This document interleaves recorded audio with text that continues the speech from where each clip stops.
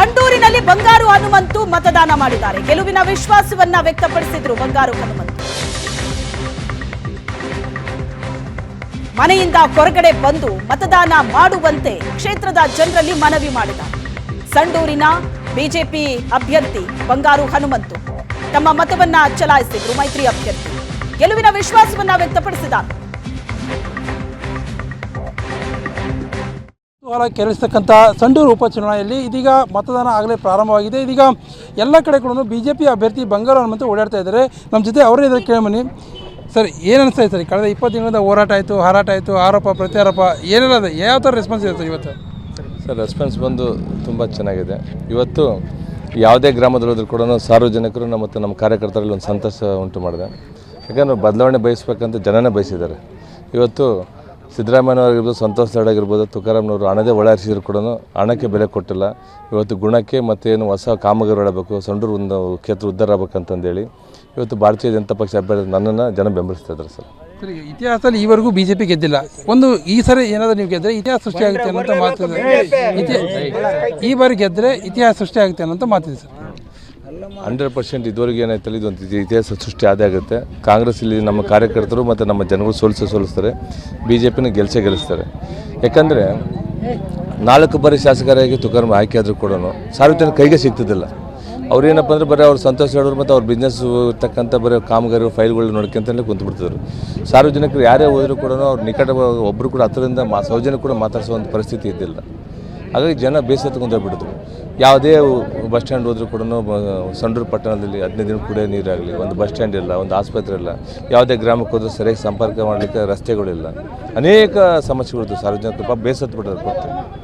ಈಗ ಕೊನೆಯದಾಗಿ ಸರ್, ಪ್ರತಿ ಚುನಾವಣೆಯಲ್ಲೂ ಬಿಜೆಪಿಗೆ ಬಂಡಾಯ ಅಭ್ಯರ್ಥಿ ಬಿಸಿ ಮುಟ್ತಾ ಇದೆ ಸರ್. ಬಂಡಾಯ ಅಭ್ಯರ್ಥಿ ಅಂದರೆ ತೊಂದರೆ ಆಗ್ತಾಯಿತ್ತು. ಈ ಸಲ ನೇರ ಪೈಪೋಟಿದೆ. ಅದು ಎಷ್ಟು ಮಟ್ಟಿಗೆ ಲಾಭ ಆಗುತ್ತೆ ಬಿಜೆಪಿಗೆ? ಯಾಕಂದರೆ ನಮ್ಮ ಸಹೋದರ ಯುವಕರವರು ಅವರು ಟಿಕೆಟ್ ತಪ್ಪಿದ್ರಿಂದ ಅವರೆಲ್ಲ ಬಂಡಾಯ ಆಗ್ತಾರಂತ ಎಲ್ಲ ಜನ ಯೋಚನೆ ಮಾಡ್ತಿದ್ರು. ಅವರು ನಿಷ್ಠಾವಂತ ಪಾರ್ಟಿ ಕಾರ್ಯಕರ್ತ.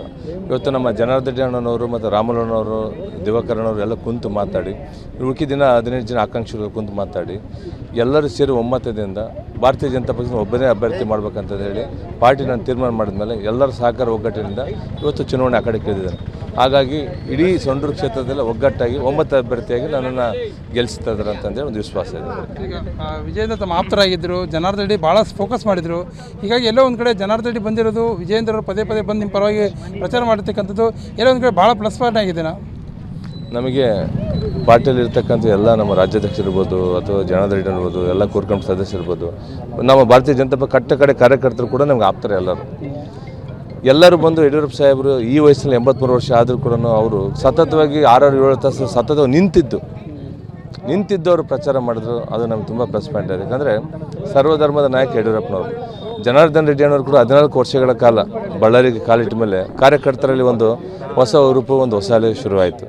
ಮತ್ತು ನಮ್ಮ ಕಳೆದ ಲೋಕಸಭಾ ಚುನಾವಣೆಯಲ್ಲಿ ವಾಲ್ಮೀಕಿ ಅಭಿವೃದ್ಧಿ ನಿಗಮದ ಹಣದಿಂದ ಏನು ನಾಗೇಂದ್ರ ಅವರು ಮತ್ತು ತುಕಾರಾಮ್ ಅವರು ನಮ್ಮ ಸಮುದಾಯದ ಹಣವನ್ನೇ ಕದ್ದು ಖರ್ಚು ಮಾಡಿ ರಾಮುಲನ್ನು ಸೋಲಿಸಿದರು.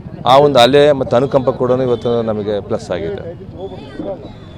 ಇದು ಉಪಚುನಾವಣೆ ಬಿಜೆಪಿ ಅಭ್ಯರ್ಥಿ ಬಂಗಾರು ಅನ್ನತಕ್ಕಂಥ ಹೇಳಂಥ ಒಂದು ಮಾತು. ಜನ ನಮ್ಮ ಪರವಾಗಿದ್ದಾರೆ, ಗೆಲ್ತೀವಿ ಅನ್ನೋಂಥ ವಿಶ್ವಾಸವನ್ನು ಕೂಡ ಅವರು ವ್ಯಕ್ತಪಡ್ತಾ ಇದ್ದಾರೆ. ಕ್ಯಾಮ್ರಾ ಪರ್ಸನ್ ಶ್ರೀನಿವಾಸ್ ಜೊತೆ ನರಸಿಂಹಮೂರ್ತಿ, ಏಷ್ಯಾನೆಟ್ ಸುವರ್ಣ ನ್ಯೂಸ್, ಬಳ್ಳಾರಿ.